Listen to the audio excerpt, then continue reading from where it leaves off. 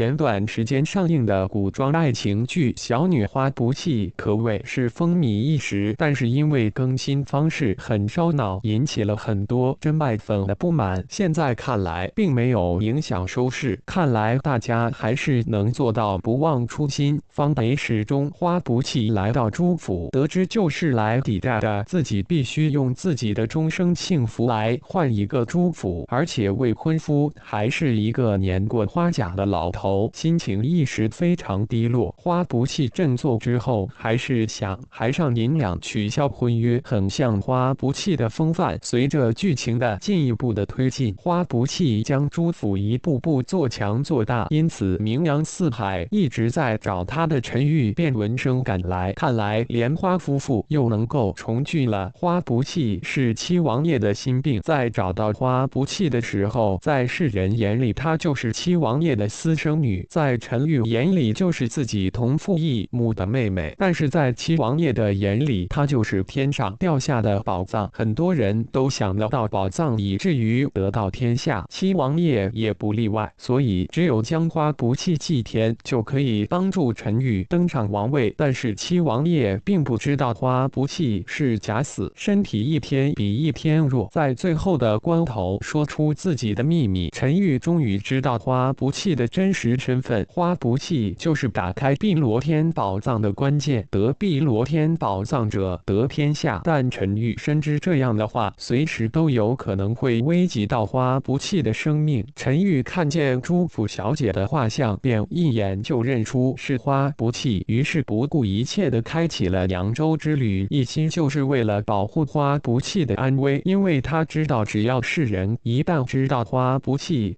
就是打开宝藏的关键，就会随时取他性命。陈玉还不能用真面目示人，所以决定化身涟漪客，在扬州打探情况。正好遇见在街上遇见被刺杀的小虾，便出手相救。花不弃看见涟漪客的剑，便四处张望，没见涟漪客的身影。陈玉得知花不弃想见他，只有乔装打扮偷偷过来看一眼，但是不巧的是被花不弃撞见，不一眼就认出是陈玉，却没有拆穿。陈玉只是称自己是算命先生，但是没想到的是花不弃说了一句：“我何时能有桃花啊？”吓得陈玉直咳嗽。小女花不弃陈玉扮算命先生，不弃看穿没揭穿，一句话让他直咳嗽。莲花夫妇已经很久没有见面了，只可惜两人不能在这里相认，只能这样才能多待一会。一旁的朱寿还真是情商低，一直劝花不弃离开。你们喜欢莲花夫妇吗？